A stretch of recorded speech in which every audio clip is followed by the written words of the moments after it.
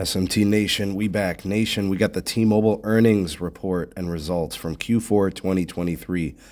This will be the last of the big three to report. We already got the numbers from both Verizon, who went a couple of days ago. AT&T went yesterday. So now it's T-Mobile, and now I think we can accurately see, who's doing what in the industry as the industry has matured, right? And there's not really much disruption, so let's see how the former uncarrier did for the quarter. I'll be sure to link something for you guys here, the press release, so you can follow along and take a look at some of the details yourself. The link will be in the description, and ways to support us can be found there as well.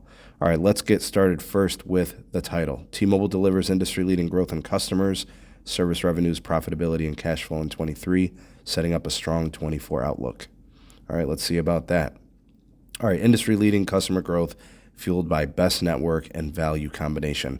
Postpaid net accounts, they added 299,000. Postpaid net customer additions at 1.6 million.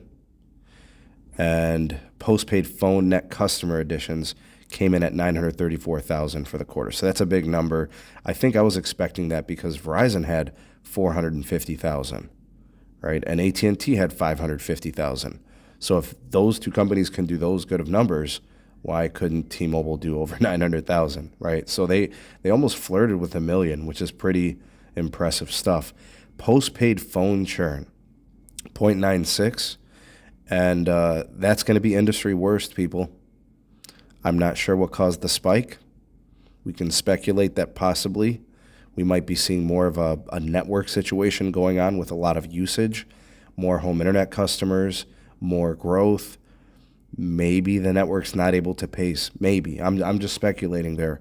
Also, possibly, I think the fact that they have gotten a little bit more expensive with their go-to-market offers, and I think that has turned some people off too. I'm speculating. I think those are factors for sure, but that definitely isn't 100% the answer.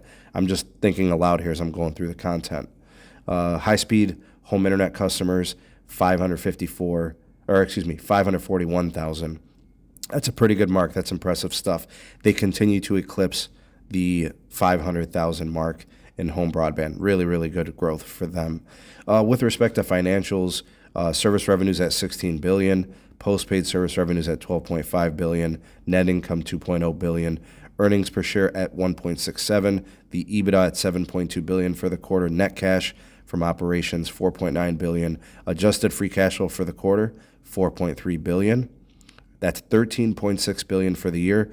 That will put them as lowest in the industry, behind both AT&T and Verizon by a pretty far margin. But they are making cash now, right? This is consecutive quarters with free cash flows.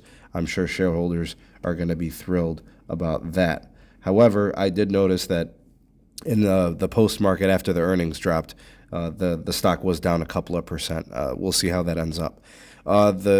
The network dominance continues, right? 5G UC across 300 million pops across the country, clean sweep across Ookla and Open Signal, and a strong outlook for 24, raising EBITDA at a 9% growth rate. Net cash expected to increase. Cash flows expected to increase as well in the following year. Stuff that I'm sure a lot of people will be happy about. Prepaid churn at 2.86. That'll be lower than even AT&T. That's a pretty good mark. Interesting stuff there. I did see prepaid net customer additions at 53,000, right? So interesting stuff to discuss in the pod tonight. Do follow us there.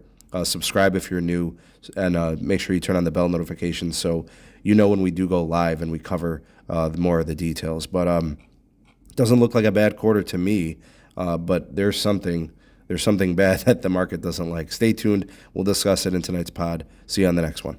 Peace.